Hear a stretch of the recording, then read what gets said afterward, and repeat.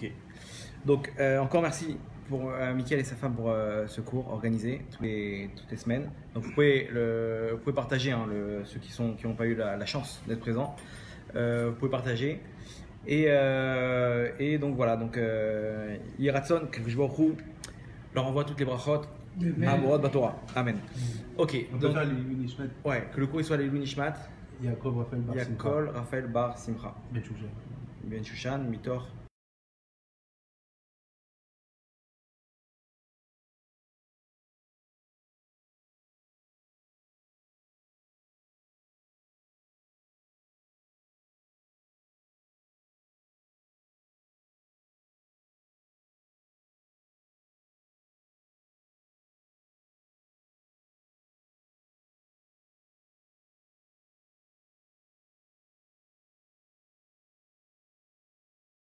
Il savait que le Kohar des Juifs, la force des Juifs venait du Limoud Torah. Il leur a ordonné de ne pas étudier la Torah.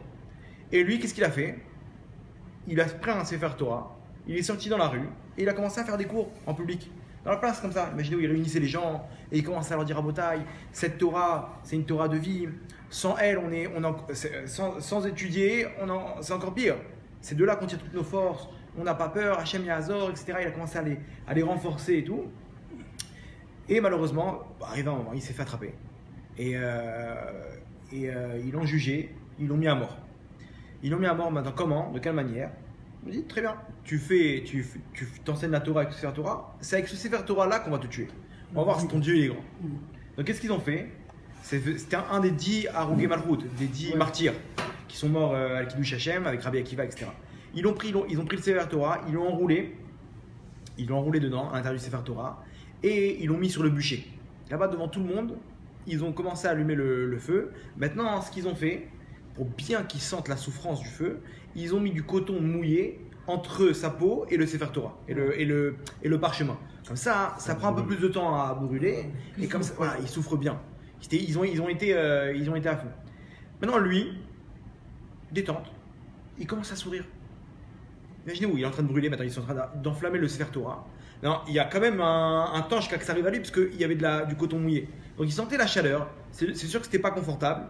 Il commence à sourire, etc. Et ses élèves, ils voient ça, ils disent Rabbeinu, ils voient qu'il a la tête en l'air comme ça et il sourit.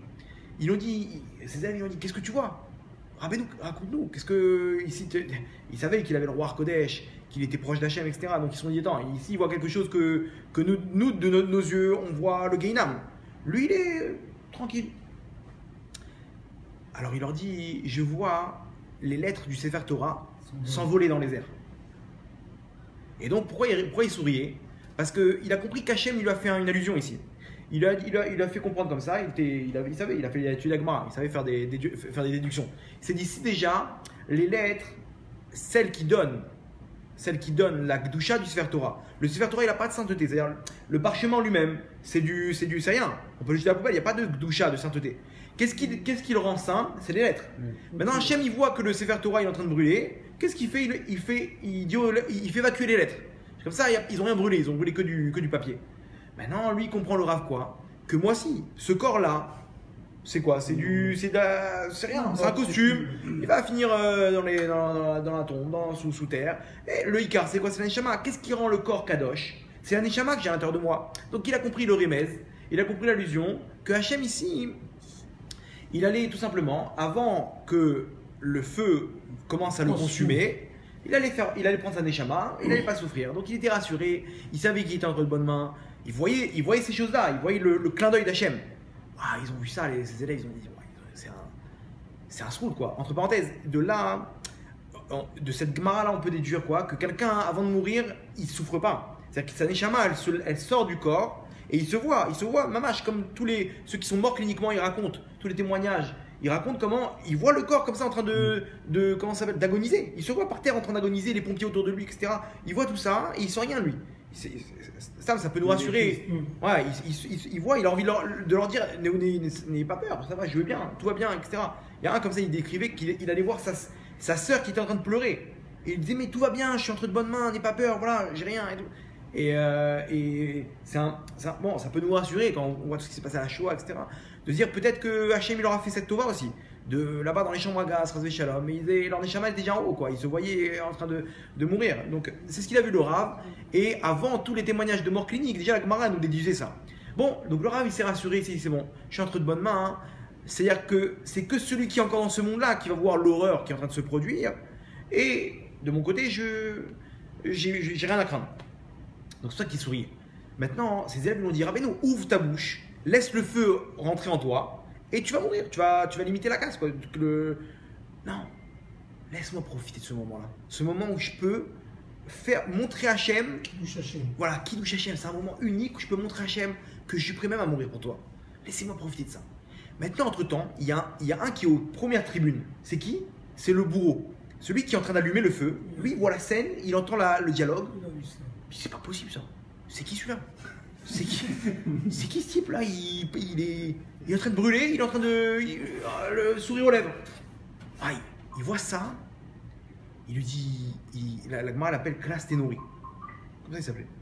C'est son nom. Un Romain. Imaginez-moi un Romain, avec cruauté. Il n'a pas de problème. Il lui rentre le truc de. Il lui dit Rabbeinu, mon maître. Il appelle mon maître. Si je t'enlève comment ça s'appelle? Le coton mouillé. Et que je fais consumer plus vite le feu, tu m'emmènes là où tu vas? Lui, il s'est dit quoi? Il s'est dit pourquoi il sourit? Parce qu'il sait très bien ce qui va se passer après 120 ans. Il a vu ça de ses yeux, il a vu tu peux pas rigoler dans un moment de panique comme ça. Tu peux pas. C'est la preuve qu'il sait exactement ce qui se passe. Il lui dit tu m'amènes là où tu vas si jamais je te fais ça? Le Rav il réfléchit, il lui dit d'accord, marché conclu. Enlève-moi tout ça et je t'amène là où je vais. Non, pourquoi il a fait ça, le Rav? Laisse-le, dis-lui, range-toi, je suis bien là, il n'y a pas besoin de toi. Parce que le Rav, il pensait aussi, de l'autre côté, une personne, elle voit ça de son côté, il pense aussi à Hachem. Qu'est-ce qu'elle va dire d'Hachem? C'est ça la Torah et c'est ça le mérite de la Torah. Donc lui, il s'est dit, attends, faut pas que je pense qu'à moi, faut que je pense aussi à Hachem, que les gens ils risquent de parler, etc. Donc vas-y, consume vite, vas-y, finis avec tout ça, c'est bon, moi j'ai fait ce que je devais faire. Maintenant, vis-à-vis d'Hachem, quand même, pas que ça finit en Chilou Hachem, Razvé Shalom. Donc il lui dit, ok, fais ça et je t'amène là où je vais. Ce bourreau là, Klas Tenori, il enlève le truc, il met de l'essence, je sais pas ce qu'il met, etc. Il fait consumer le feu. Et bien entendu, juste avant, la neshama du Rav, elle part. Et il meurt à la Kiddush Hashem. Maintenant, la Gemara, elle raconte un retournement de situation. Qu'est-ce qu'il fait? Il voit le feu brûler comme ça avec le Rav. Le bourreau, il regarde à gauche, à droite, il saute dans le feu. Il saute dans le feu. Il a dit attends, si lui il sourit. Il est parti. Il est parti avec le Rav. Le Rav, il est mort. Il dit pas, je pars avec lui. La Gemara, elle dit, il y a une voix céleste qui a déclaré Ashrechem, heureux vous êtes, Klas Tenori et Rabbi Hanina ben Teradion, que vous êtes tous les deux invités à la vie au monde futur. Donc, imaginez-vous, en premier, qui on cite? Ce bourreau là, le Romain, ce goy le bonhomme, il a heureux vous êtes invité au Lamaba. Ah, les commentateurs, ils deviennent fous. C'est quoi cette histoire? Attendez, je vous pose une question maintenant, entre nous. Le Rav, il t'a dit, n'aie pas peur, je te promets que tu vas avoir une bonne place. En gros, tu vas pas te faire éclater après 100 ans. Je te promets. Donc, maintenant, moi, à sa place, j'ai un joker entre les mains, je rentre chez moi, je continue mes bêtises, je continue à faire ma vie. Bon, après 120 ans, ils vont me dire, ouais, rachat, regarde ce que tu as fait. Je sors le contrat, signé du Rav. Amenez le Rav, il va confirmer ce qui est signé ici. C'est bon. Alors il est où le Gan Eden là? Il t'a promis le Rav. Donc, soit il a menti, mais bon, c'est pas cohérent s'il ment. Soit il y a un problème ici avec le système. Donc il vient, détente, rentre chez toi, rentre, t'as une femme, t'as des enfants. Pourquoi tu fais ça? Pourquoi tu mets ta vie en l'air? Pourquoi la question elle est forte là. Pourquoi il se jette dans la fournaise alors on lui promet le monde futur? C'est bon, fais ta vie. Maintenant demain, n'importe quel besoin, je dis tellement sûr, il va finir en bois, il va faire ce qu'il veut. C'est bon, je sais que je suis arrivé à l'objectif. Réponse Rabotai, il a vu quelque chose de très fort. Il a senti ici qu'il y avait quelque chose de très intense que le Rav il a ressenti ici. Il a vu le Rav qui était collé avec ce Dieu. Il ne sait pas c'est qui ce Dieu là. Il est prêt à mourir pour lui. Il voit la force de la Otzma, la puissance du Rav qui est prêt à mourir pour Hachem. Il voit ça, il dit ouais, ça je veux. Ça, c'est quelque chose de fort. C'est de l'adrénaline que j'ai jamais rencontré comme ça. J'ai jamais vu une telle puissance. Il n'y a pas, je peux plus. Si ce Rav-là, c'est lui qui m'a apporté ce plaisir-là, il m'a montré le chemin, il n'est plus là, à quoi bon? Je vais avec lui. Je veux suivre ce Rav. Je vais aller là où il est. Et il a sauté. Pourquoi? Parce que ça y est, il a goûté à quelque chose de très intense. Il a vu la force d'Hachem. Il a goûté à quelque chose de très intense. C'est bon, c'est ça que je veux. Deuxième histoire, une histoire un peu similaire. Yosef Meshita, le rachat du quartier. Lui, la Gemara nous raconte qu'à l'époque du Beth Amikdash, les Romains, avant d'entrer dans le Beth Amikdash, ils ont envahi, ils ont investi les lieux, etc. Ils ont eu peur de rentrer dans le Kodesh à Kodashim. Ils se sont dit, il va savoir là-bas, ils étaient croyants, c'était des polythéistes. Ils savaient qu'il y avait, il va savoir leur Dieu, il est truc, machin, etc. C'est quoi? Viens, on fait rentrer comment ça s'appelle? Un des leurs. Et on va voir comme ça, s'il ressort vivant, c'est-à-dire qu'il n'y a plus rien à l'intérieur. C'est bon, leur Dieu il est parti, on l'a gagné, il a fui. Si maintenant il ne revient pas, bon bah on sait à quoi s'en tenir. Bon, ils attrapent le premier, non, ma pitom et tout, il veut pas rentrer. Jusqu'à qu'ils ont dit non, il n'y a pas un qui s'en fiche de tous ces trucs-là. Il dit ouais, il y en a un, il s'appelle Yosef Meshita, lui, c'est Hachem Yerachem. Bon, allez le chercher. Il amène, il dit ouais, vous voulez quoi? Il dit tu peux rentrer à l'intérieur? Il dit ça dépend, qu'est-ce que tu proposes? Il s'est pas dégonflé. Il regarde, tu rentres à l'intérieur, la première des choses elle est pour toi. Tu sors une chose, tu rentres, tu l'amènes à la maison, Nbaya, cadeau. La deuxième chose, ça y est, c'est pour nous. Juste en fait, il voulait voir qu'il n'y avait rien à craindre. Lui, il rentre, qu'est-ce qu'il fait? Il prend la menorah en or comme ça, faite directement par les mains d'Hachem. La menorah, Moshe Rabbeinu, il ne savait pas comment la faire. Hachem lui a dit bon, jette une quantité d'or dans le feu et la menorah elle est sortie d'elle-même. Il sort avec la menorah. Oh, les Romains, ils ont vu la beauté de la menorah en or. Oh, ils sont restés bouche bée. Ils ont dit attends, 2 minutes. Ça, on s'attendait pas à ça. Ça, tu peux pas. C'est trop beau. Si toi tu prends le meilleur cadeau, le meilleur truc, ils vont dire quoi les gens? Ils disent quoi? Le juif il a pris mieux que nous. Donc non, tu peux pas. Et quoi? Vous avez pas de parole ou quoi? On avait compris un marché. Non, ma putain, etc. Tu rentres maintenant, tu prends ce que tu veux. Ça, c'est à nous. Ils ont pris la menorah. Elle dit vas-y, Bechavod. Non. Quoi non? Je ne rentre pas. Attends, c'est une blague. T'es rentré, t'as pris le truc, t'es. Non, j'ai pas envie de rentrer. Quoi, tu t'es vexé? Il dit non, je me suis pas vexé, mais je vais pas rentrer. Qu'est-ce quoi? Ben, ils ont commencé à flipper. Ils ont dit, il a vu quelque chose de grave, peut-être à l'intérieur et tout. Dis-nous. Il dit non, j'ai senti quelque chose de très fort. Quoi? C'est dangereux? Non, c'est pas dangereux, mais moi je peux rentrer. Il dit bon, attends, ils n'ont pas cru. Il dit tu rentres ou on s'occupe de toi. Il dit non, ma pitom, on va te tuer. On rigole pas, tu es en train de désobéir. Encore une fois, tu désobéis, on te tue. Bon, il a comment ça s'appelle? Il leur dit faites ce que vous voulez, je rentre pas. Donc il leur a dit non, faites ce que vous voulez, je rentre pas. Bon, ils ont dit bon d'accord, tu nous laisses pas le choix. Ils l'ont attrapé, ils l'ont accroché à un cheval. Ils l'ont accroché à un cheval les pieds, ils l'ont mis par terre sur le ventre. Et ils ont tiré avec le cheval, genre ils ont fouetté le cheval, je pense qu'il passe dans les rues de la ville au galop. Et lui, imaginez-vous, il est ventre contre terre, contre le sol. Et son corps comme ça, truc. Et lui, qu'est-ce qu'il crie? Oh, il dit, malheur à moi que j'ai mis en colère mon Dieu. Comme ça, il criait. Jusqu'à qu'à la fin, il est mort comme ça, en faisant tchouva. Et la Gemara raconte qu'il y a une voix céleste qui est descendue du ciel et qui a dit, pareil, la même histoire, Ashrecha Yosef Meshita, heureux tu es Yosef Meshita, que tu es invité au monde futur. Le mec, un rachat, Merusha, il a fait toute la de la guerre. Il est rentré avec Chutzpah, avec effronterie. Il est sorti à Menorah, je m'en tape, Menorah, Beth Amikdash, je m'en fiche. Il est sorti à Menorah. On lui dit on rentre, non. Pourquoi? Il a senti la Kedusha. Là-bas, il y a quoi? C'était imprégné d'Hachem. Hachem, il est là-bas, la présence divine, elle est là-bas. Il est rentré, il a senti l'amour qu'Hachem, il a promis. Il a rencontré Hachem. Waouh, là, c'est différent. Refaire ça, non, je sais pas. Il a senti combien Hachem, il était là en train de... Qu'est-ce que tu fais, mon fils? Oh, je t'en veux pas. Mais, c'est pas grave.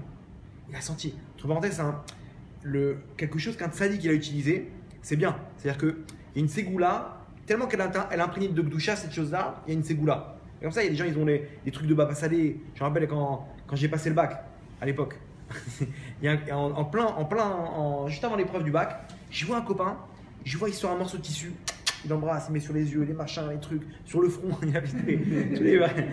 J'ai dit, qu'est-ce que tu fais? Il s'appelle Yaakov Lasri. Lui, Yaakov, au nom de Rabbi Yaakov Abu Hatzera. Ses parents, ils adorent Rabbi Yaakov Abu Hatzera. Il me dit, tu vois ça? C'est un morceau de tissu de la chaise de Baba Salé. Elle m'accompagne pour le bac. Je dis, attends, fais tourner. Maintenant, on s'est retrouvés dans une école maintenant de Sarcelles Village. Maintenant là-bas, on rentre dans l'école, il y a une croix énorme. Imaginez-vous le truc. On s'est retrouvés là-bas, des juifs en plein milieu de l'épreuve, avec des pathos, avec des machins, des Français. Maintenant, moi j'arrive, je commence pareil, moi je suis le mouvement, donc les yeux, le nez, le machin. et l'autre, il voit ça, il dit, c'est quoi, il se passe quoi là? C'est quoi? La chaise de Baba Salé. Attends, passe. Tout le monde a fait tourner le morceau de tissu, un morceau de tissu rouge comme ça, pourpre. Les Français là-bas, ils disent, regarde, c'est une secte. C'est une secte ou quoi? Ils étaient choqués, qu'est-ce qui se passe? Ils voient des mecs avec des kippotes et des machins en train d'embrasser des trucs. Bon, ça c'était pour l'anecdote. Non mais ça, c'est des trucs qui marchent. La truc, elle est tellement imprégnée, le tissu, il devait tellement imprégner de la Gdoucha de Baba Salé, du Limouda Torah, des tfilot, des machins, etc. qu'il y a quelque chose. Il y a le foulard de Baba Salé. Il y a comment ça s'appelle? Il y a des gens, ils ont reçu le foulard de Baba Salé. Tu le mets comme ça, tu sens, ouais, d'un coup, tu sens un arat comme ça, tu sens qu'il y a quelque chose. Bon, de là, on apprend ça, de cette histoire-là. Maintenant, un peu comme notre histoire, la première histoire qu'on a racontée, ici, qu'est-ce qu'il a senti? Il a senti, David Ameler, il appelle ça, il ramène ça, il dit Vani kirvat Elokim litov. Et la présence d'Hachem, elle est pour moi un bien-être. Comme ça dit David Ameler. David Ameler, il avait un objectif, et un seul et même objectif, c'est quoi? C'est se rapprocher d'Hachem. Il recherchait ça, ce qu'on a raconté, parce que des gens écartés, on parle d'un goy qui ne connaît pas Hachem. Il a vu de ses yeux c'est qui Hachem. Il a rencontré par l'intermédiaire du Rav qui est Akadosh Baruch Hu, ok. Et il a vu un autre, et on a vu quoi? Un autre qui est ni plus ni moins que le rachat du quartier, que lui-même il a rencontré Hachem, cette puissance-là, cette grandeur. Bah, ça y est, j'arrête tout. J'arrête tout. Il a goûté à la présence divine, à la proximité d'Hachem. Ça, David Ameler, il recherchait ça comme de la drogue. La Gemara, elle nous dit, mieux que ça, elle nous dit qu'un instant, un koratroir, c'est même pas un instant, c'est un sentiment de. J'ai entendu Rav Zamir Cohen, il ramène un exemple. Ouais, un bref instant, mais regardez, le Rav Zamir Cohen, j'ai entendu un exemple, et c'est juste. Il a touché dans le milieu ou dans le milieu. Il dit, il y a à Jérusalem, il y a la boulangerie Angel, ceux qui connaissent. Les gens là-bas, quand ils passent à côté, d'un coup, ils ralentissent le pas. L'odeur du pain, vous connaissez ça ou pas? Oui, elle est ouais, Bidouk, l'usine là-bas. Et en Givat Shaoul, là-bas, tout le monde connaît. C'est connu. Là-bas, à côté de Givat Shaoul, là-bas, il y a l'usine du pain, des pains. Là-bas, le bonhomme, il passe, alors, tout le monde passe à côté. Hein. Il passe là-bas, les gens, d'un coup, ils ralentissent le pas. Ouais, c'est quoi cette odeur? L'odeur du pain, vous voyez, l'odeur du pain qui est en train de cuire. C'est quoi ça? C'est koratroir. Imaginez-vous, on te dit, le Gan Eden, rien que tu passes à côté, ce bien-être là, tu n'es pas rentré dans le Gan Eden, hein. Tu es passé à côté. Tu mets ça sur une balance. Tu mets tous les plaisirs qu'un bonhomme il a ressentis dans ce monde-là, depuis qu'il est bébé, jusqu'à la fin de ses jours. Okay. Lui, tous les gens de sa génération, depuis la création des temps jusqu'à la venue du Mashiach, sur une autre balance. Qui c'est qui gagne? Un instant proche du Gan Eden. Imaginez-vous ce que la Gemara nous dit. C'est-à-dire que le Gan Eden, on nous décrit ça indescriptible. On te dit juste, tu vois, imagine-toi tous les plaisirs que tu as eu, tu vois, les vacances, tu es parti à la Côte d'Azur, tu as mangé ci, tu as mangé ça, les trucs, les mains. Tous les trucs, réunis tous ces. Fais un truc de souvenir, tu vois. Tout ça, c'est rien par rapport à l'adrénaline que tu peux ressentir tu passes, koratroir. Tu passes à côté du Gan Eden. Comme ça, la Gemara nous dit. Alors imaginez-vous le Gan Eden. Imaginez-vous le Olam Haba. Le Olam Haba, c'est après le Gan Eden. Imaginez-vous tous ces trucs-là. C'est quoi comment ça s'appelle? C'est quoi cette histoire? On nous parle une seule et même chose là-bas. Gan Eden, c'est l'endroit où on se retrouve enfin avec Akadosh Baruch Hu. On était avec Akadosh Baruch Hu. La Gemara nous dit ce qui nous a insufflé de lui-même, il a insufflé. Parce que si maintenant je veux gonfler un ballon, le souffle, d'où il vient? Non, il est là, il est dans le ballon, le souffle. D'où il sort ce souffle? De moi-même. Hachem nous dit, il nous a insufflé une neshama. Neshama chez Nafartabi, que tu as insufflé en moi. Pourquoi Hachem il a employé le terme insufflé? Dis-moi, qui nous a donné? Il nous a donné une neshama. Pour te faire comprendre que c'est une partie de lui. Donc c'est quoi? C'est une partie de lui qu'il a pris. Il nous a insufflé dans un corps qui est ni plus ni moins qu'une béma, une bête. Imaginez-vous le contraste. Une partie d'Hachem, divine, éternelle, spirituelle, dans un corps matériel qui veut ronfler, manger, jouer, se détendre. Imaginez-vous le contraste. Et on te dit, sache un truc, que si tu arrives une fois dans ta vie à connaître ce bien-être-là, qu'on aura après, qu'on avait déjà avant de venir sur Terre, et qu'on aura après 120 ans dans Hachem, au Gan Eden, on te dit, si tu arrives dans ce monde-là, comme on a raconté dans l'histoire, à rencontrer un instant Hachem, ici tu as un avant-goût du Gan Eden, et c'est un instant, un bien-être qui peut t'accompagner toute ta vie. Cette lumière-là, elle peut t'accompagner toute cette vie, et mieux que ça. C'est qu'Hachem, le but de ce monde-là, c'est que ça. Va'ani kirvat Elokim li tov. Comme ça, David Amelech disait, la proximité avec Hachem, c'est ça le but. C'est-à-dire quoi? Le but de ce monde-là, c'est d'arriver à rencontrer Hachem. Est-ce qu'on pourra après 120 ans? Très dur. Pourquoi? Parce que c'est Hachem il est éternel, spirituel, etc. Ici, Hachem il peut te prendre dans ses bras. Pourquoi? Parce que c'est matériel. On a déjà, comment dire, un avant-goût de ça. Justement, comme on a parlé tout à l'heure, du Shabbat. On a un Voilà, le Shabbat déjà. C'est pour ça qu'on kiffe le Shabbat. Mais on le kiffe vraiment. là, Celui qui observe vraiment, c'est vraiment. Le Shabbat, comme ça, comme on a dit juste avant, 1/60e du Gan Eden, on sent déjà comment dire, le bonhomme, il est bien. Un vrai Shabbat, le bonhomme, il sent qu'il y a. On le sent. Il est zen. On sent ce marche, ce bien-être. Maintenant, on nous dit ça, hein, tu peux l'avoir tout le temps avec Hachem. C'est-à-dire pas que le Shabbat, pas le bonhomme, il attend le moment. Il y a des moments où David Amelech, lui, il nous apprend une chose, que le but de ce monde-là, c'est d'arriver à ça. Ça veut dire que tout ce qu'on nous raconte, regardez quand dans la Torah, on ne parle que de ça. C'est-à-dire que ça veut dire entre les lignes. Regardez, par exemple, dans l'histoire du Ham Israël, le Ham Israël, il sort d'Égypte. C'est quoi l'objectif? C'est d'arriver en Eretz Israël. C'est d'arriver là-bas. Maintenant, on a fait un petit détour pour recevoir la Torah. C'est vrai? C'est un grand Un grand détour, ouais. On a reçu la Torah et on continue notre route vers Israël. C'est-à-dire, on dirait que la Torah, c'est secondaire. C'est vrai? Les gens ils te disent, waouh, le limoud à Torah. Non, t'as pas compris. Le limoud à Torah, c'est que comment ça s'appelle, un passage, un moyen pour arriver à Hachem. Le but, c'est qu'Hachem. Le but, c'est Hachem. La Torah, c'est qu'un moyen pour arriver à Hachem. C'est pas une finalité la Torah. Ils disent, c'est bon, j'ai dit. Non, parce qu'il y a des gens, ils ont plein de Torah, ils ont fini 3 fois le chasse, mais ils sont loin d'Hachem. Et d'autres, ils ont très peu de mitzvot. Alors, l'histoire qu'on a racontée, le bonhomme, il est comme ça avec Hachem, collé, face à face. C'est quoi le but? C'est Hachem. C'est Eretz Israël, qui est un lieu géographique, comme on dit, Israël, vous prenez les lettres, c'est Yachar Kel. Directement Hachem. C'est-à-dire que le palais du roi, c'est Israël. C'est pour ça que c'est dur. Tu veux faire un pilote d'avion de chasse, il y a un examen. Va, tu veux vivre dans ta, comment dire, dans ton train-train quotidien, etc., loin d'Hachem, va en France, reste en France, etc. Très dur. On ne parle pas, tout le monde est passé par là, etc. Et jusqu'à maintenant, Israël, c'est, comment dire, l'examen d'entrée pour devenir l'élite du roi. Tu rentres dans le palais du roi. Quand tu as habité dans le village, tu es un paysan, tu as une petite tache sur ton habit, tu es dans le champ. Quand tu es dans le palais du roi, ça, tu te changes. Il faut que tu nettoies ça. Pareil, le bonhomme il a des avérotes là-bas, etc. Bon. Dans le palais du roi, ces avérotes-là, il faut les réparer. Tu ne peux pas devenir l'élite du roi si tu as encore ces trucs-là. Donc c'est pour ça que le bonhomme, quand il arrive en Israël, on lui dit Israël niknet beisurim, elle s'acquit avec les épreuves, parce que ces épreuves-là, elles te permettent de rentrer dans l'élite. Et une fois que tu y arrives, tu es directement connecté avec Hachem, et là, c'est un avant-goût du Gan Eden. On va voir comment y arriver, parce que c'est bien beau de la théorie, mais la pratique, c'est le...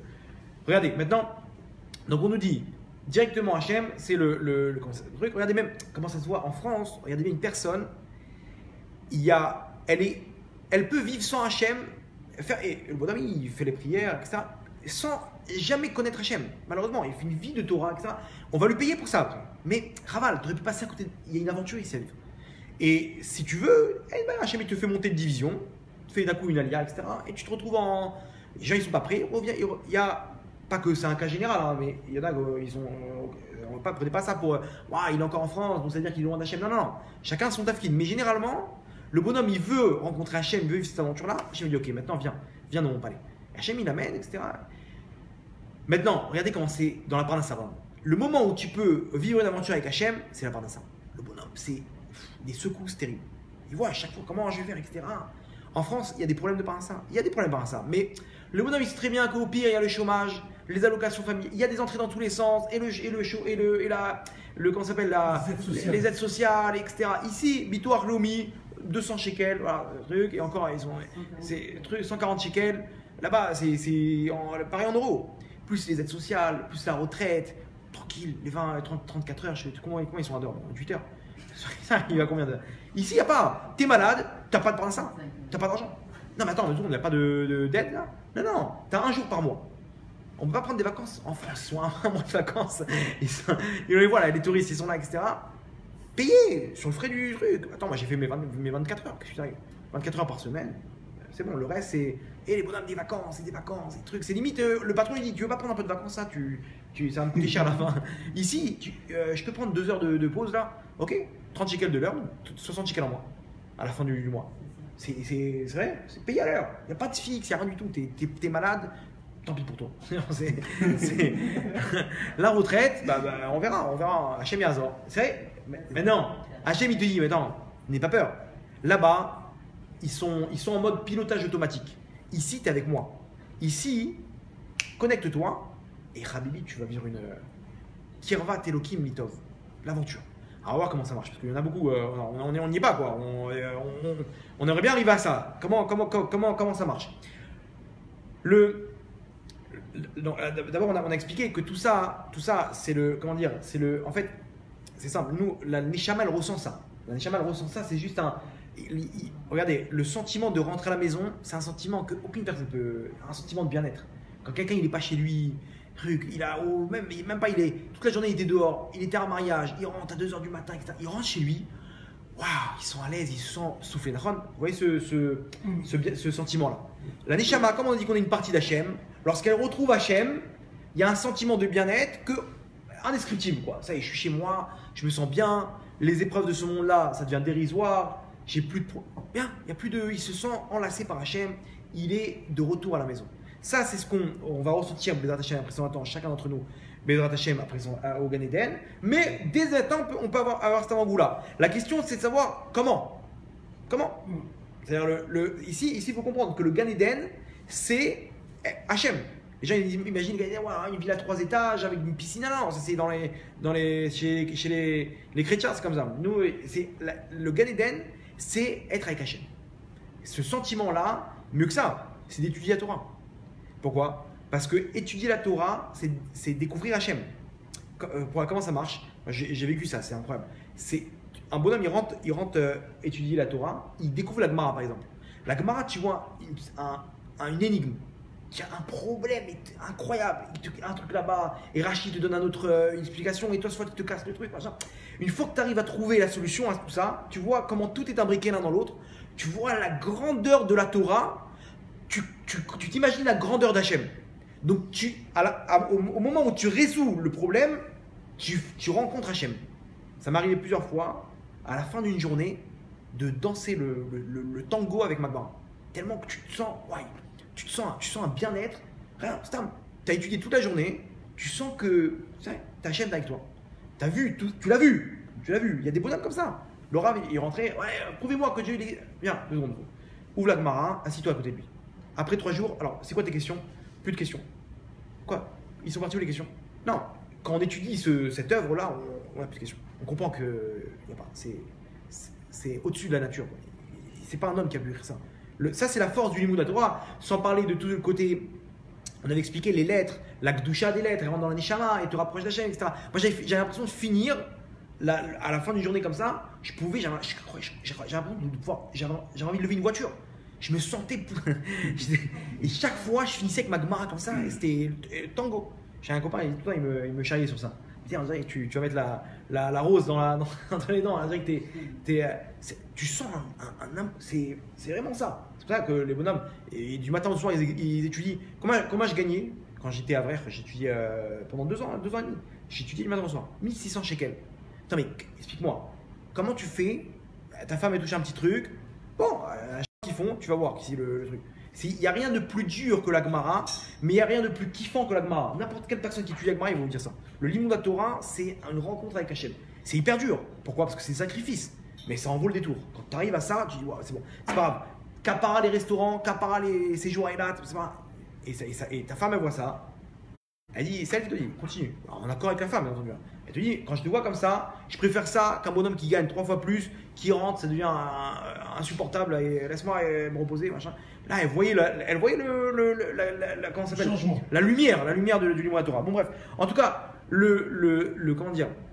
Ça, c'est le pourquoi du comment. Maintenant, c'est pour ça qu'on nous dit, après 120 ans Gan Eden, il y a des yeshivot.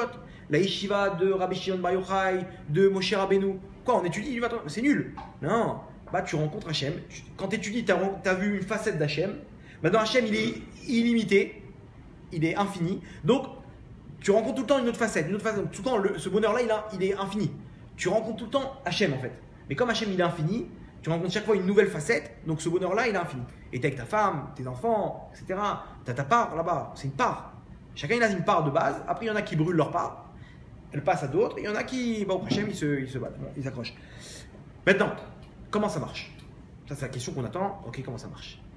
Ici, comme on a dit, donc le corps il est composé d'une partie qui est la Neshama, une partie d'Hachem, qui elle veut rentrer à la maison. Elle veut rencontrer Hachem, mais c'est comme de la drogue. Elle veut retrouver ce Gan Eden là sur terre. Il y a le corps qui fait barrage. Le corps, lui, qu'est-ce qu'il fait? Lui, naturellement, il veut faire des avérotes. Regardez bien, le corps il veut dormir et on nous dit non, il faut que tu te lèves tôt pour prier. Le corps il veut se glander, non, étudie la Torah. Le corps il veut manger, attention, fais une bracha avant de mettre ça dans ta bouche. Après il a envie de dormir, non, Birkat Amazon. Et là, c'est que anti-Torah, il fait écran.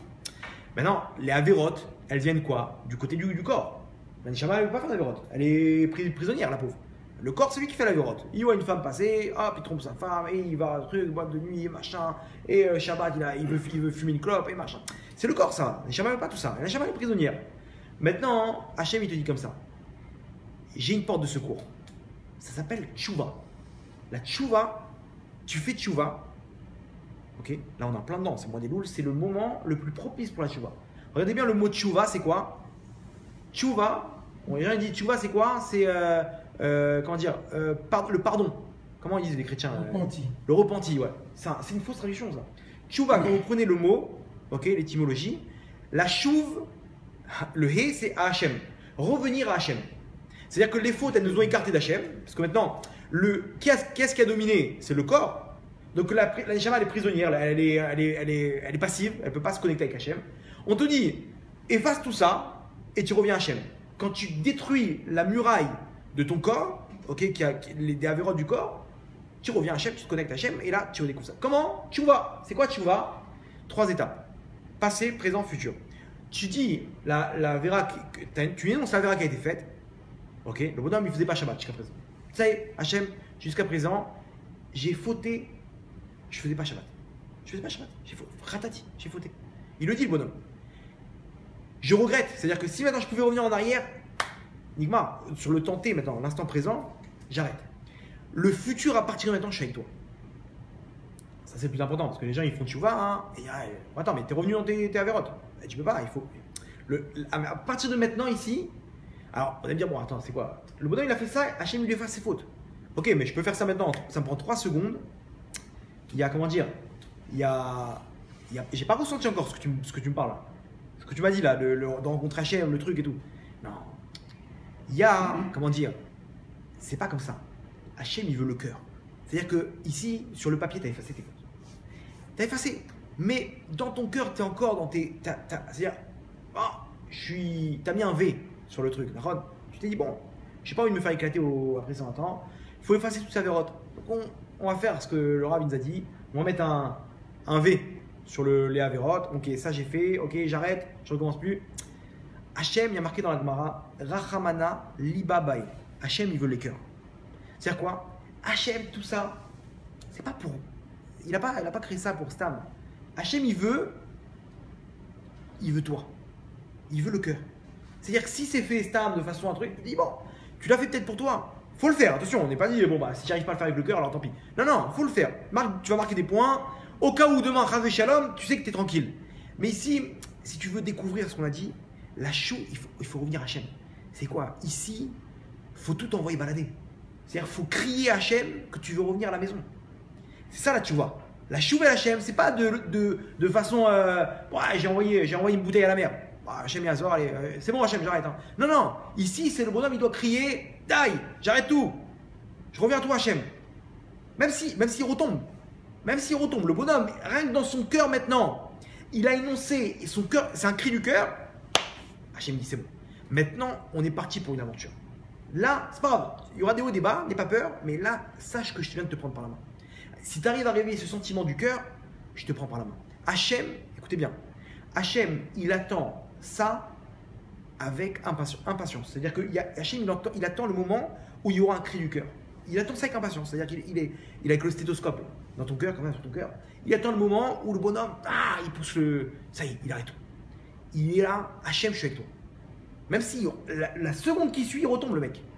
Il va, c'est que tu veux. T'as vu le polo que tu m'as mis? Celui de Sarah. Mais moi, j'ai fait ce qu'il faut. Moi, je veux. Dans mon cœur, j'ai cette volonté-là. La Gemara, elle nous ramène, écoutez bien, l'histoire de Ménaché, le roi Ménaché. Le roi Ménaché, c'était. Alors, on va revenir. Son père, c'était Hiskiyahu Amelech. Hiskiyahu Amelech, c'était un roi de sadique qui était tellement de sadique qu'il a vu Berouar Kodesh que ses enfants allaient être des Réchaïm.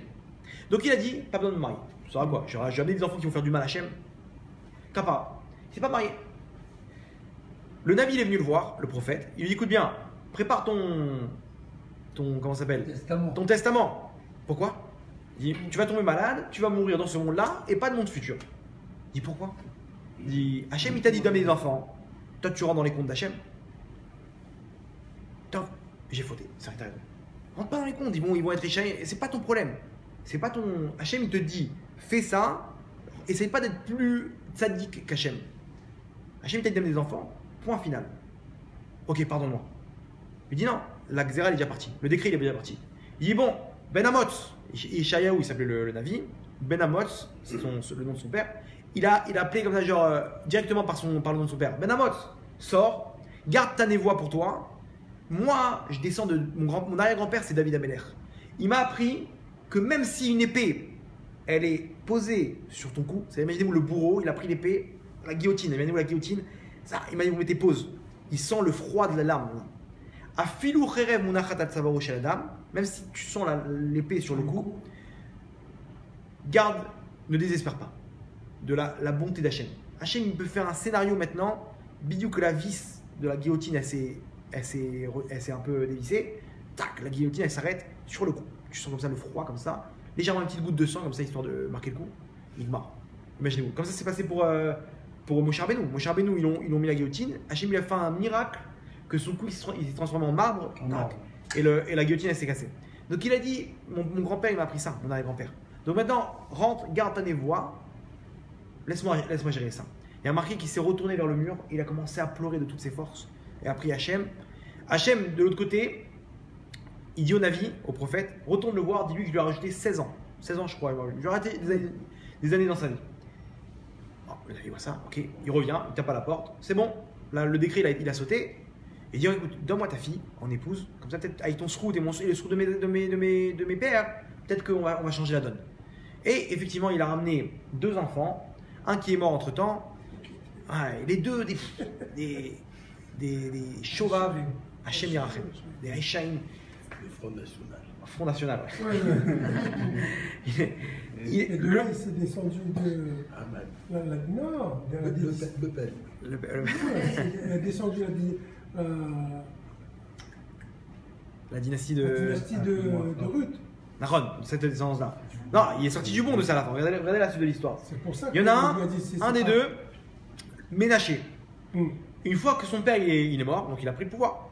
Maintenant, lui, il a mis en place, imaginez-vous, il a mis en place des parcours de Avodazara, des idoles de partout. C'est-à-dire que tu es obligé de servir les idoles. Ouais. T'es arrivé au Beth Amikdash là-bas, il a placé une idole en plein milieu. Il ne montait plus avant Il a, il a bloqué les roues, il a mis tout en l'air. Il a tout mis en l'air. Ok. Maintenant, imaginez-vous le roi. Maintenant, même les peuples aux alentours, ils se sont dit attends, on ne peut pas garder un fou furieux comme ça à côté de nous. Il va nous mettre des bâtons dans les roues. Venez, on se réunit et on le rend dedans. Comme ça, on sait qu'au moins, voilà, on a liquidé, on a neutralisé un mec comme ça à côté de nous. Ils se réunissent et ils rentrent en guerre contre lui. Ils arrivent à l'attraper. Ils le kidnappent et ils lui disent maintenant, tes dernières paroles, on va te mettre à mort. Là-bas, ils ont mis un chaudron, ils l'ont jeté dans une marmite brûlante et ils l'ont dit vas-y, fais ce que tu veux. Et j'ai pas peur de vous. Bon, il arrive là-bas à l'intérieur de la marmite, il commence à invoquer une idole.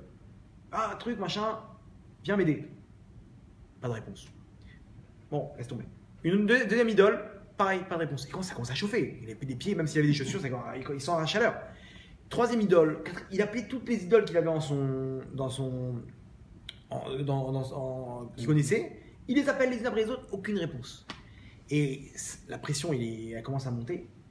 Il dit bon, Hachem, je sais que mon arrière-grand-père, il parlait de toi, etc., mon père et tout. Si tu m'aides pas maintenant, je dirais que tu es comme toutes ces idoles. Imaginez-vous le chutzpah, la prière, elle monte. Les anges, qu'est-ce qu'ils font? Ils voient une prière aussi dégueulasse que ça, aussi terrible que ça. Ils bloquent toutes les portes de la prière. On va monter ça Hachem, l'archema. Bon, Hachem, il vient, il leur dit aux anges, elle est où la prière de mon fils Ménaché? J'ai vu qu'il a prié, je vois qu'elle est pas arrivée jusqu'à moi. Les anges, ils disent, Hachem, là, non, pardon pour ton kavod. Pour ton respect, on n'a pas monté la prière. Hachem, vous avez raison, une prière comme ça ne peut pas monter. Qu'est-ce qu'il a fait Hachem? Il a fait un trou en dessous de son trône céleste pour aller chercher la prière. Il a ramené la prière, il a écouté la prière, il a fait un scénario là-bas, la marmite est tombée, il a pu s'échapper, là-bas ça fait des étincelles, il s'est échappé, hop, il a fait tchouva. Il a fait tchouva. Les anges, ils ont dit Hachem, mais 2 secondes. C'est ça, une prière aussi terrible que ça, comment tu peux accepter ça?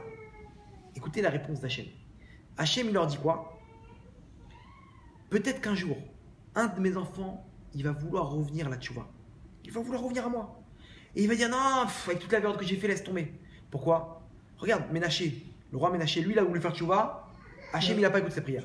C'est vrai qu'il ne méritait pas que j'écoute sa prière maintenant. Mais pour pas qu'un de mes enfants ait dit ça, Hachem, il a trouvé une combine. Il a fait un passage souterrain sous le trône céleste pour aller chercher la prière. Par les portes, le classique, non, on ne peut pas rentrer à la prière. Donc Hachem, il a creusé sous son trône céleste pour accepter la prière. Pourquoi? Pour pas qu'on dise ouais, mais attends, je peux pas faire tchouva, moi, t'as vu ce que j'ai fait? Attends, moi, tu sais le passé que j'ai, moi? Moi, j'étais number 1 en boîte de nuit. J'étais, comment ça s'appelle? Patte d'éléphant, machin, années 80. Ça va ou quoi? Et jamais de la vie, non, t'es mieux que Ménaché, toi. Ménaché, toute la Vodazara. Il a dit à Hachem, si tu me libères pas, hein, je dirais que t'es comme ces idoles. C'est-à-dire, genre, imaginez-vous la prière, l'effronterie.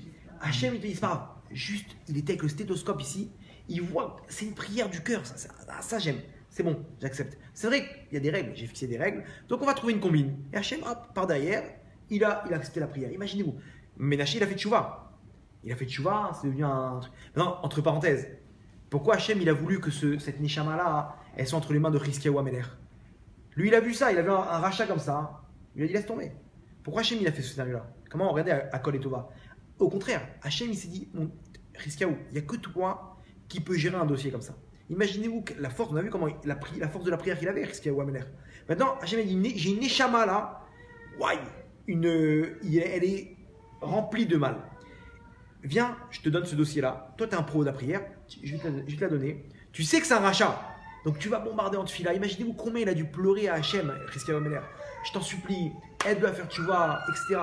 Toutes ces prières-là, tant que lui, Ménaché, il n'a pas décidé dans son libre arbitre de faire tchouva, ses prières elles sont bloquées. Dès qu'il décide, maintenant on a l'appui de son père qui a prié pour qu'il fasse tchouva. Donc après, Hachem il a pu utiliser toutes ces prières-là pour les débloquer. Donc regardez comment Akol et Tova. Maintenant, au contraire, Hachem il a mis ça entre les mains d'un professionnel. Christian Omer, c'est un professionnel. Viens, débloque-moi cette échama là. Il n'y a que toi qui peux m'aider. Je te la mets entre tes mains et toi tu bombardes, tu la décrasses. Jusqu'à qu'à la fin, il a décrassé, hop, il a fait tchouva. Sans toi, sans Christian Omer, il n'aurait jamais pu faire tchouva ménager. Deuxième histoire que la Gemara nous ramène en Kiddushin. Et ça c'est cette histoire-là, c'est la cerise sur le gâteau. La Gemara nous parle d'un cas dans Kiddushin. Le bonhomme, un rachat, mais Roucha, le bonhomme, il a fait toute la valeur de la terre. Il voit une femme passer, la fille du Rav, une sadéquette. Ouais, il tombe amoureux. Il va la voir, il se met à genoux, il lui dit marie-toi avec moi. T'es gentil, mais moi j'ai d'autres projets. Je sais pas. Il lui dit écoute bien, marie-toi avec moi à une condition que je devienne tzaddik. C'est-à-dire qu'il si on peut faire un mariage avec une condition. Soit on donne une bague, soit on donne une condition. Si jamais je t'apporte telle et telle chose, telle et telle condition, le mariage il tient. C'est une demande qui tient. Il y a une force dans cette condition. Maintenant, la condition qu'il donne, c'est à condition que je sois tzaddik. Voilà la condition. Maintenant, on a vu le bonhomme. Maintenant, on dit bon, peut-être que va savoir. Rabek qui va, machin, il y a plein des chaînes qui ont fait tchouva. Maintenant, on voit, il retourne en boîte de nuit, il refait toute la beurre de la terre. Elle va pour se marier, elle a rencontré la perle rare, ils vont se marier. Maintenant, tout le monde connaît sa demande en mariage, elle a fait le tour. C'est une blague dans la communauté. Ah, tu te rappelles quand il a voulu demander, il s'est mis à genoux pour la. Tout le monde sait que c'était un stam. Le Rav, il vient, il lui dit 2 secondes. Et si jamais ce bonhomme-là, pendant qu'il t'a demandé en mariage, dans son cœur, il a eu ne serait-ce qu'une once de tchouva, et bien il est tzaddik. S'il est tzaddik, le mariage y tient. Si le mariage y tient, je ne peux pas te marier. En cas de doute, elle est obligée de faire un ataret d'arrivée. Je ne sais plus comment elle peut faire tomber le mariage, etc. En tout cas, ici, ils sont obligés de faire tomber au cas où dans son cœur, il a une once de tchouva, de amour pour Hachem. Hachem, c'est quoi? J'arrête tout pour toi. Il est retourné maintenant, il est retourné en boîte de nuit, il est retourné dans sa vérote, etc. Hachem, il dit non, stop.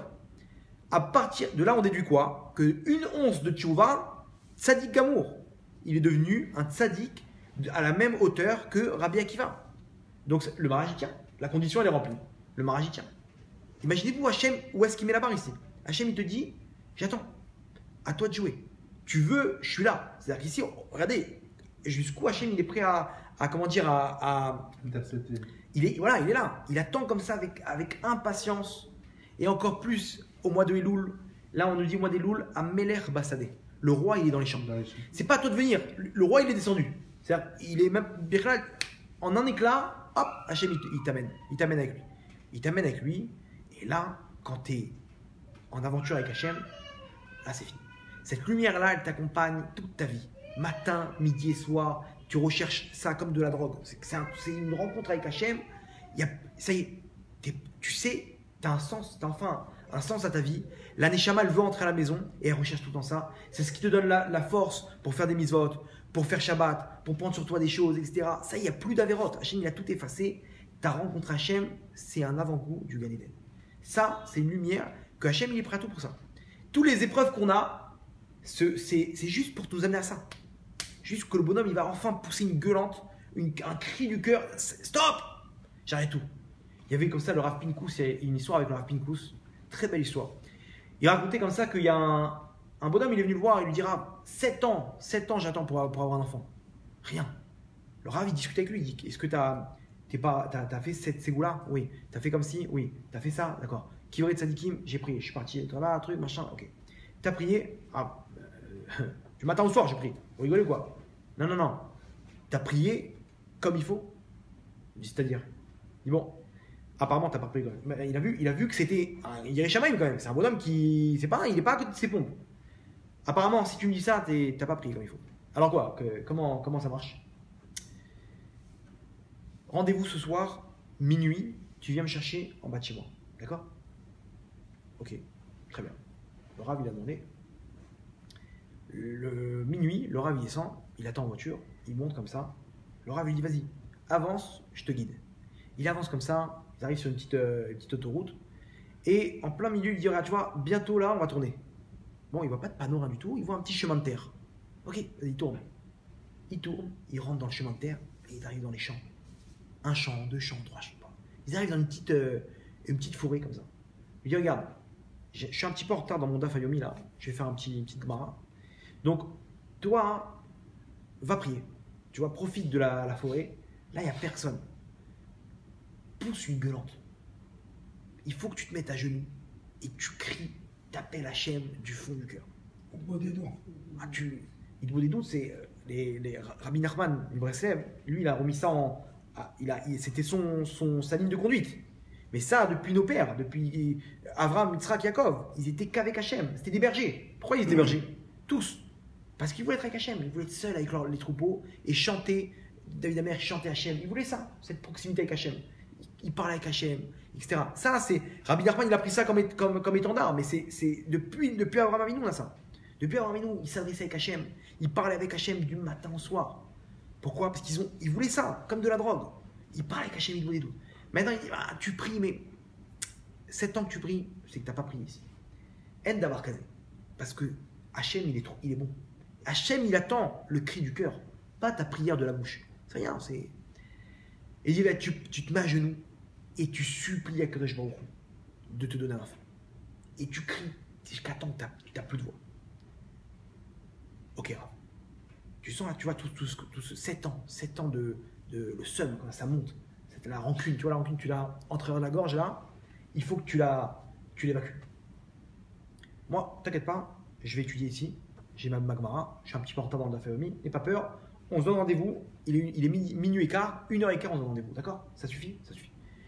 Il revient, 1h15, il voit le mec, les yeux gonflés. Rav, c'est bon, il n'y a plus de voix. Bon, j'attends ton appel pour la Brit Mila. Si c'est un garçon, j'attends ton appel. Rav, vous inquiétez pas. J'ai prié pour un garçon, ça sera un garçon. Tu ressens? Rav, j'ai rencontré Hachem. Bon, c'est bon signe. Ça, c'est une prière. Effectivement, 3 mois après, Rav, ma femme, elle est enceinte, truc, machin. Bah, au Hachem, c'était le Rav le Sandak et tout. Il a débloqué le truc. C'est-à-dire que ici, 7 ans, Hachem, c'est pas question qu'il a pas que ça à faire de te faire du mal comme ça. Tu veux un enfant, je te le donne. Tu veux quoi? Tu veux la parnassa, tu veux la réfoua. Je te donne tout ça, j'ai pas un problème. Mais Raval, tu vas passer à côté de l'aventure, tu vas passer à côté de ça. Tout ça, c'est juste pour que tu arrives à te connecter. Rachamana libabaï, Hachem, il veut le cœur.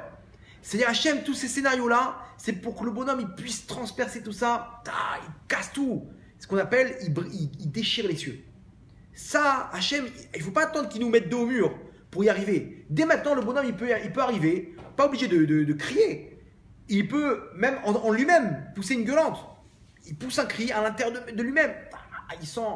À voix basse, vous comprenez, comme ça, il dit, Rabbi Nachman Breslev, il dit, le bonhomme, il peut pousser une gueulante à l'intérieur même il est entouré comme ça, il est en plein amida, il pousse une gueulante muet, un truc silencieux. Il arrive à se connecter, il déclenche un sentiment dans son cœur. Hachem, il est avec le stéthoscope là, il attend ce moment-là, et ça y est, c'est le problème par ça. Hachem, il veut pas te faire du mal dans le parnassa. Hachem, il fait tout ça pour arriver à te pousser dans le comment dire, Franchement. dos au mur. Non, faut pas arriver à ça pour comment dire. Faut pas arriver à comment dire, dos au mur. Faut pas attendre qu'Hachem il voit tout ça, et il attend avec impatience et il te pousse. Allez, vas-y. Non. Tu sais quoi? Encore un petit problème de parnassa. C'est pas possible, mec. Il dit c'est pas possible. Qu'est-ce que tu vas, Hachem? C'est pas encore un petit problème encore une année comme ça, sans enfant. Le mec il craque, il voit des Brit Mila, des machins de tous les sens. Il reçoit des invitations, des mariages. Il n'arrive pas à se marier, le mec. Il voit tout ça. Tu crois qu'Hachem, c'est un bourreau? Il t'attend avec le bâton, il est cruel. Hachem, il te dit, si je peux te donner un enfant, mais on va passer à côté. Et il voit Hachem, dès qu'il voit que le mec il peut plus, il dit bon tiens, prends ta parnassa, Raval, on est passé à côté, tout ça pour ça. C'est pas grave, vaut mieux au lieu que tu t'envoies tout balader, viens, prends ta parnassa. Hachem, il peut te donner maintenant, c'est pas un problème pour lui. Le but c'est pas, il te dit Raval, tu peux créer quelque chose ici. Et ça Hachem, pour rien au monde, il est prêt à sacrifier ça. Comment ça s'appelle, une fois qu'on a ça, la vérité, là c'est avant-goût du Gan Eden. Je vous raconte une petite histoire personnelle. Il y a 7 ans, jour pour jour, au mois des Louls, il y a 7 ans, j'ai été une phase comme ça, je venais de finir l'armée, j'étais rentré dans des études, ingénieur, etc. Et moi j'ai tout le temps ce feu pour Hachem, découvrir Hachem, pourquoi, comment, la Torah, c'est qui Hachem, un amour pour Hachem. Bon, j'étais pas, je suis pas Nama Sharim, Barbe, Chabot, etc. Mais je voulais découvrir ça. Et plus je me rapprochais d'Hachem, plus je recevais bidiouk l'inverse. C'est-à-dire que je prenais sur moi une autre mitzvah, j'ai pas de problème. Encore une mitzvah, je découvre quelque chose, ok, ça te fait plaisir Hachem, je la prends. Et ça, et encore une autre. Et je recevais quoi en retour? Des murs. Encore un mur, encore un truc comme ça. C'est pas possible. Au bout d'un moment, je vois que je me fais balader gauche-droite, gauche-droite. C'est-à-dire que maintenant je me disais, bon, peut-être que ça va débloquer par rapport à, je pourrais me marier, je pourrais enfin gagner ma parnassa, etc. Hop, on doit faire le ménage dans la boîte, t'es viré. C'est pas possible. Bon, truc, ouais, tu sens un mal-être, mais c'est pas possible. C'est-à-dire quoi? Tu te dis, tu te sens trahi. Tu te sens dos au mur comme ça. Je me rappelle un jour, je sais plus pourquoi. Bref, une histoire de. Je me rappelle plus pourquoi, ouais, je crois qu'il m'avait viré ou je sais plus quoi. Un truc. J'ai essayé, je me battais, je me rappelais, je priais vite pour faire des trucs, des machins, des contrats, des trucs comme ça. Rien à faire. Au contraire, tous les contrats, je finissais vite. Le mec il venait, bon, tu vois les 2 contrats que tu as fait, ils ont sauté, ils viennent d'appeler là. Oh, c'est pas possible. Voilà, après, le lendemain, bon écoute, t'es viré, voilà. C'est pas possible. Et je me rappelle plus dans quel truc, les études. Les études, je me rappelle, j'étais arrivé à la fin de l'année, j'avais bombardé. Et j'étais fort dans les études, j'étais pas en l'air. C'est-à-dire que des murs, des notes, Hachem Yirachem, c'est pas possible. C'est-à-dire les échecs dans tous les niveaux. Tac, tac, tac, tac. Bon, je l'avais en travers de la gorge. Je me rappelle, je revenais à Tachar Merkazit de Jéru. Je venais d'apprendre que j'étais viré. J'étais pas bien. Je l'avais en travers de la gorge. Et j'en voulais à Hachem. Genre, je sentais la trahison comme ça. Et je marchais, je me rappelle, je rentrais pour rentrer chez moi. Il y avait le Mar. C'était encore un terrain vague à l'époque. À côté le terrain vague. Et j'entends une voix à l'intérieur qui me dit, va pousser une gueulante. Va évacuer tout ça. Et d'un coup, je regarde gauche-droite. Je vois que personne ne me regarde. Tac, je coupe par les dunes. J'arrive en plein milieu, je monte sur une dune là-bas. J'ai un peu honte de vous raconter ça. Mais la vérité, ça vaut le coup. Bon, et je pousse une gueulante. J'en ai marre d'être une serpillière. Le cri du cœur. Ma vache, le cri du cœur. Comme cette histoire. Et je sens Hachem qui me prend dans ses bras. Comme si, ça y est, c'est terminé. Ça y est, je sentais une lumière comme ça. Comment vous décrire? C'est-à-dire que tu sens que maintenant, tout est dérisoire. Tous tes problèmes, c'est des miettes. Rien. Genre, comme si tu sais que le futur, ça sera la meilleure des choses qui va t'arriver. Il n'y a plus rien qui t'inquiète. Tu te sens bien. Tu es dans les bras d'Hachem. C'est Gan Eden. Tchouva. Ça y est, dans ma tête, c'était, il n'y a plus. J'arrête tout ça. J'arrête tout ça. Je n'étais pas en l'air, mais c'est toi, Hachem. Cet instant-là, c'est l'instant, ce Gan Eden-là, il me guide. C'est ce qui me guide jusqu'à aujourd'hui. Tous mes pas, c'est cet instant-là comme ça qui me guide, qui me protège, cette lumière-là. Rencontrer avec Hachem. C'est quoi? C'est n'importe qui peut arriver à ça. Je raconte ça parce que c'est pour qu'on apprenne. Le cri du cœur. Faut pas attendre que Hachem m'a mis dos au mur ici. Jusqu'à aujourd'hui, tac, il m'a accompagné, chaque chose, toutes les portes elles sont ouvertes. C'est-à-dire que j'ai pris un chemin maintenant où j'étais avec Hachem. Peut-être que maintenant, quand je reviens en arrière, mais tu crois que j'allais faire une carrière là-bas? C'est sûr, c'est maintenant je vois où je suis. Peut-être que j'ai plus besoin de tous ces trucs-là. Au contraire, ces études, ces machins, etc. Maintenant, ici Hachem m'a dit, laisse tout ça mon fils. On s'en fiche de tout ça. Il y a une aventure ici. Tu veux prendre l'aventure ou pas? Allez, vas-y. Demande. Le bonhomme, il pousse. Et là c'est parti pour l'aventure. Et ça, c'est un avant-goût du Gan Eden. Celui qui arrive à ça, à Elul, c'est le moment. Maintenant, je vois, moi, je suis avec les jeunes. Ouais, mais dis-moi, tu connais pas l'iPhone, les machins, etc. Les trucs. Je dis, mais va sucer ton pouce. Parce que tu sais pas c'est quoi. Le Gan Eden. Toi, t'es là. Demain, ils vont sortir l'iPhone 8. Tu vas être en l'air. T'es tout le temps. On te donne du. J'ai mis à créer tout ça pour occuper les goïms parce que les pauvres ils ont pas tout ça. Les bonhommes ils sont vides. Je les vois, les bonhommes ils ont besoin de fringues pour pouvoir se. Ils sont. Tu vois, ouais. Et le mec, il me parle de ça. Je dis, mais rentre chez toi, viens, prends une Gomara. Et comme ça, ils m'ont. L'année dernière, une maman, elle m'appelait, elle m'a dit, mon fils, irrécupérable. On m'a dit peut-être, je devais prendre des psychologues, etc. Peut-être, va savoir, tu peux m'aider, etc. Je dis, moi, je peux rien, mais la Torah, il y a tout dedans. Torah Tachem Temima, mais Shivat Nafesh. Elle est tellement pure qu'elle te remet. Tu rencontres Hachem. C'est pas moi. Viens, il n'y a pas. Mais attention, il est irrécupérable. J'ai dit, attends, 2 secondes. Il a une Neshama. C'est bon. Il faut juste briser la glace. Cette Neshama là, elle veut rentrer à la maison. On lui fait juste découvrir, on lui fait goûter. Nicolas. J'ai dit, ok, bon. Je lui dis, bon, on va faire une rencontre. On a fait une rencontre, machin, etc. Un truc par hasard et tout. Hop. On s'est rencontrés. J'ai dit, ah, comment ça va? Je le connaissais. Il venait des fois avec des cours et tout. Tu sais quoi? Viens, on va manger une glace. Parti manger une glace et tout. On parle, etc. J'ai dit, tu veux qu'on étudie ensemble? Ouais, pourquoi pas? J'ai dit, viens. Parti, je commençais à raconter des histoires, de trucs. Je lui parle que d'Hachem. J'ai dit, viens, attends, on a ouvert un livre. On a commencé à étudier.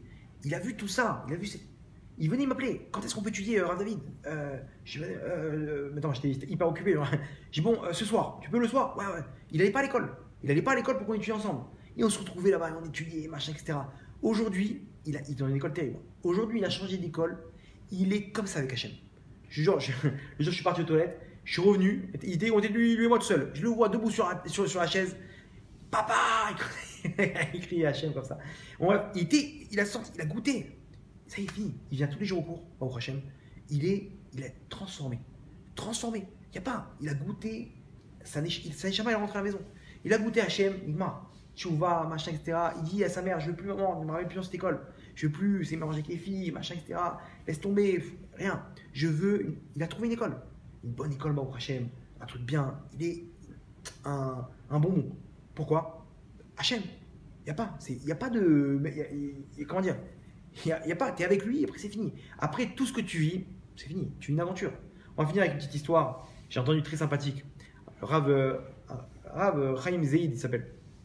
Il a raconté une histoire que lui il est dans ça, lui, Baruch Hashem. Ça, c'est tout ce qu'on raconte. Après, une fois qu'on a pris ça, on a pris le relais, on a pris la main d'Hachem, c'est, comment dire, il y a des hauts et des bas. On ne parle pas que tout va être rose à partir de maintenant. Mais tu sais que même les bas, c'est pour ton bien.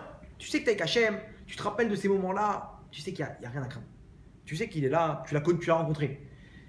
Et ce qu'on appelle les Mouna Bitachon. Après, tu vis avec Hachem dans ce truc-là. Ce rave-là, lui, il est comme ça, il raconte des histoires incroyables. Il raconte une histoire comme ça, c'est un truc incroyable, une histoire très sympathique. Il raconte que quand il devait marier sa fille, bon, il devait acheter des meubles pour le. Il s'est dit, bon, on va acheter un peu les meubles, qu'ils aient de quoi commencer, quoi, le couple. Ils sont partis comme ça, il est parti les accompagner. Et vas-y, choisissez, ils ont choisi le lit, la commode, les machins, etc. Bon, résultat, 22 000 shekels. Ok, il dit bon, 11 000 moi, 11 000 de l'autre côté. Non, il n'y a pas de problème. Donc il dit bon, il appelle l'autre côté, etc. C'est bon, etc. On ferme. Bon, il essaie de négocier quand même. Ok, d'accord. Il lui dit à la femme, dis-moi, tu ne veux pas nous faire un prix? Écoute, si tu payes en espèces, je te fais 20 000 shekels. Il dit bon, ça te fait plaisir, je vais aller à la banque. Ok, j'arrive. Il part à la banque, il lui dit, est-ce que vous pouvez me retirer 20 000 shekels? C'est-à-dire, j'avance en étant de l'autre côté, je mets à découvert, comme ça il me rembourse et on récupère le truc. Est-ce que vous pouvez me retirer 20 000 shekels en espèces? Non, ça va être un peu compliqué. Dans une demi-heure. Il dit merde, j'ai un rendez-vous là, je devais partir à Haïfa, etc. J'ai un rendez-vous important, etc. On peut pas je comprends pas, c'est une banque, c'est quoi le problème? Non, sur place maintenant on n'a plus d'espèces, il faut aller au coffre-fort, il faut des autorisations, il faut signer des papiers, il faut des machins, etc. Le médaille là-bas. Ça prend une demi-heure. C'est une blague. Il commence à. Bon, il dit bon, allez, à Kol les Tova, ok. Il dit je peux demander un autre guichet. Et l'autre, il dit attends, je vais demander. T'as pas 20 000 shekels en espèces? Elle regarde le truc. Non, j'ai 20 000 shekels en billets de 20 si je veux. Il dit bon, c'est des espèces, marque pas qui. Il dit ok, d'accord, c'est bon, envoie. Et elle arrive. Il a la machine là. Et elle lui sort combien de billets? 1000 billets. 1000 billets. 20 000. 1000 billets. Un tas comme ça de billets. Il écrase.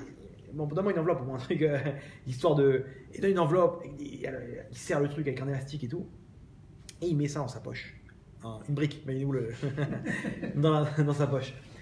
Et il s'en va maintenant, il avait un rendez-vous. Maintenant, il dit attends, je vais d'ailleurs payer. avant de partir à Haïfa, je vais pas me balader avec 20 000 shekels en poche. Il va au magasin, fermé. Pas possible. Il tape. Non, il est en train de compter la recette. Il dit, mais ouvre-moi, je te rajoute 20 000 shekels là. Il ne pouvait pas attendre, il dit, qu'est-ce que je vais faire? Je donne un copain, bon, j'ai pas confiance, je vais. Bon, elle m'a la saute. Il est parti avec. Il part avec, et il a eu peur. Il est tout le temps en train de toucher comme ça, au cas où. Dès qu'il y avait un mec qui s'asseyait à côté de lui, il tremblait de peur, il regardait de la tête aux pieds pour voir si c'était pas suspect. Et il prend le train, il arrive à Tel Aviv, donc Nebrak, Tel Aviv, le train jusqu'à Haïfa directement. Et là-bas, dans le train, il regarde à gauche, à droite, il voit que bon, il n'y a personne et tout le monde est occupé. Il fait l'erreur de sa vie. Il sort l'argent pour compter. Il a un Yitzhara. Il dit, attends, et si elle t'a pas donné le compte? Des billets de vin, tu peux 1000 shekels, au bout d'un moment, tu peux te tromper. Il dit, ah purée, c'est Yitzhara, il commence à sortir l'alias comme ça, il voit que tout le monde est occupé. Bon, maintenant, le problème, c'est quoi? C'est qu'entre-temps, 1000 billets, les gens, ils lèvent la tête. Il y a des gens qui arrivent, il y a des trucs. Il était tellement concentré, il s'est pas rendu compte.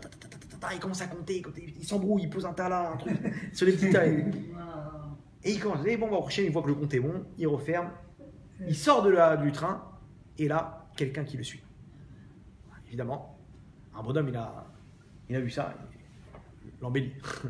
il est suivi, il arrive là-bas à la Tachana pour sortir là-bas du train, et non, il devait faire un changement à Tel Aviv, excusez-moi, il devait faire le changement à Tel Aviv même. Donc il devait rentrer dans le Kenyon Azrieli et de là-bas prendre une autre truc jusqu'à Haïfa. Donc il descend du train et il rentre dans le Kenyon Azrieli. Maintenant la fouille. Donc il lui dit allez, enlève tous les trucs que tu as sur toi. Il dit ok, bon, j'ai comment ça s'appelle? J'ai ici une Ravila, un paquet, mais c'est d'argent. Tout ce que tu as. Ouais. Il dit non, attends, tu as compris ce que je t'ai dit? C'est de l'argent. C'est-à-dire l'argent, tu peux mettre un couteau entre les billets et tu sors tout.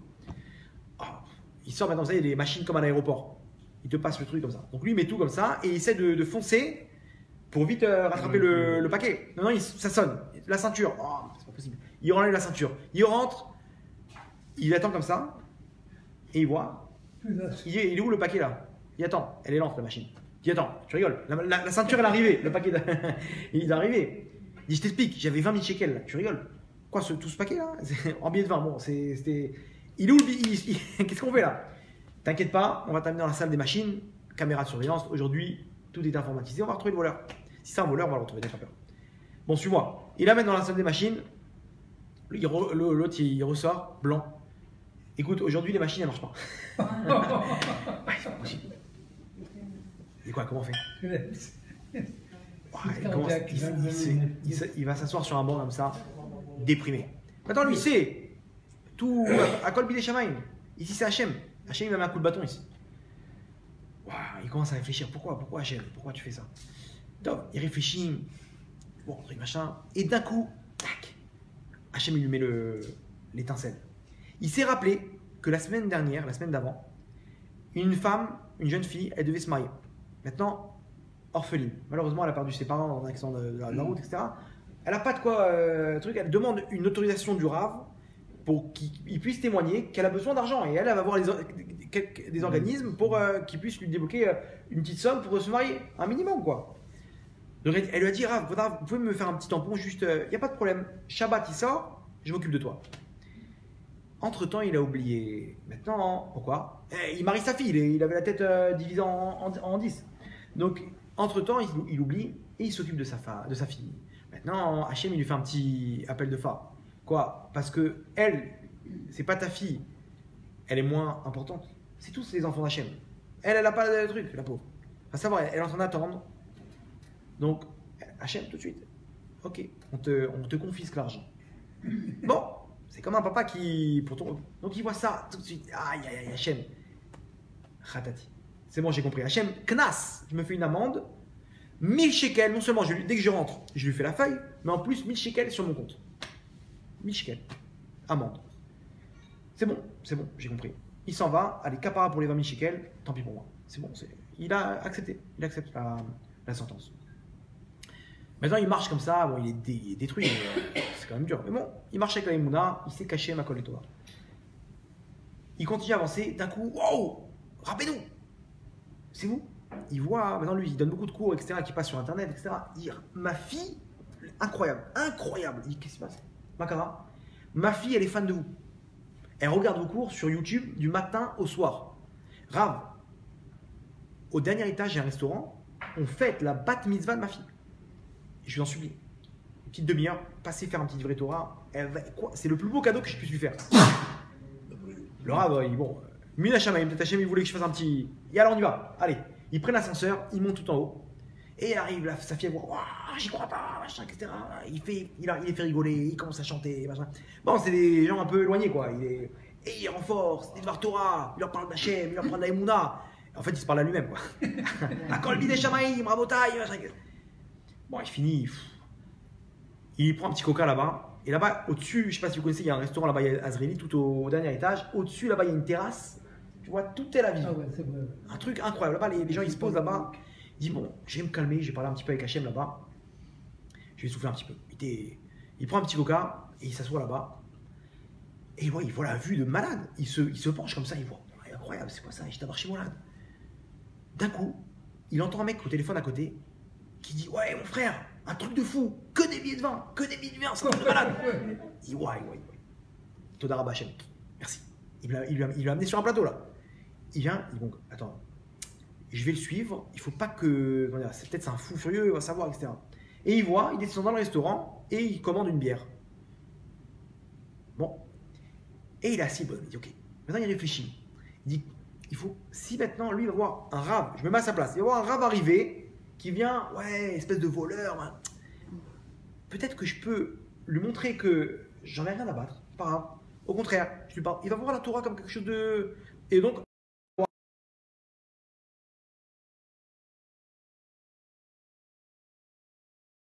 De lui. Il dit Machin Khari, comment ça va, frérot? Je te connais, je te dis quelque chose. Bien sûr que tu me connais. Il dit écoute, regarde, moi, le frère du beau-frère de ma femme, ok, il est haut placé dans la police. Si je l'appelle maintenant, le vol que tu as fait, ça va lui coûter très cher. Maintenant, dommage, Raval qu'on arrive jusque-là. Si tu as compris ta bêtise, moi de mon côté, je sais que c'est entre les mains d'Hachem. Viens, on conclut tout ça. Et la bière, elle est pour moi. Je te l'offre. Qu'est-ce que t'en dis? Il dit non, ma pitom, mais si, tous les billets de vin à l'intérieur, etc. Non, écoute. J'ai trouvé ça par terre. Il dit écoute, Raval, viens, on truc. Il y a des caméras, des machins, etc. Ça reste entre toi et moi. N'aie pas peur. Juste, bon, écoute, en ce moment, ça va pas. J'ai des dettes à payer, etc. C'est bon. Pardon, je te demande. Mais toi aussi, tu laisses un paquet comme ça, tu comptes dans le train. T'imagines, tu m'as fait une épreuve terrible. Il dit bon, qu'est-ce qui se passe? Il dit ouais, j'ai des dettes, machin, etc. Il dit peut-être je peux t'aider. Tu travailles en ce moment? Non, un truc. Qu'est-ce que tu fais? Et il commence à discuter. Il dit attends, j'ai un ami qui peut t'engager. Attends 2 secondes, j'appelle. Il appelle, il lui organise, machin, etc. Le mec, il m'a dit attends 2 secondes. Un autre mec, il m'aurait attrapé, il m'aurait massacré de coups. Comment tu fais? Il dit non, moi je suis conscient que. À Kol Bidei Shamaim, je sais pourquoi Hachem m'a fait ça. Voilà. J'ai réparé, Hachem m'a rendu l'argent. Waouh. Tu as vu comment elle est belle la Torah? Elle est belle, hein, la Torah. Il m'a dit, toi Hachem, comment il nous aime. Waouh. T'as de la chance. Hein. Il dit quoi? Mais toi aussi, tu peux découvrir ça. Toi aussi, tu peux y arriver. Écoute, va à un séminaire de Harachim. Là-bas, hein, il te parle d'Hachem, etc. Tu vas voir. Un Shabbat, tu ressors, tu repars à zéro. Mais je te dis, j'ai pas d'argent. Ça coûte 500 shekels à l'ail. D'accord? Tu vas, voilà, il lui sort en billet de vin, petite coupure. Il lui sort, va, fais-toi un kiff. Allez, d'accord? Pas de bien, hein? Tu vas, ok, Rav, je vous promets. Prends mon numéro de téléphone, tu as besoin de quoi que ce soit, tu peux m'appeler.